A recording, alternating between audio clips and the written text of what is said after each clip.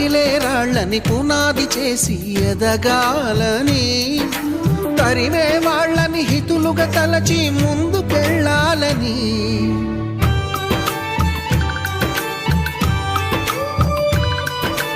కన్నుల నీటిని కలల సాగుకై వాడుకోవాలని, కాల్చే నిప్పుని ప్రమిదగా మలచి కాంతి పంచాలని, గుండెతో ధైర్యం చెప్పెను, చూపుతో మార్గం చెప్పెను, అడుగుతో గమ్యం చెప్పెను. నేనున్నానని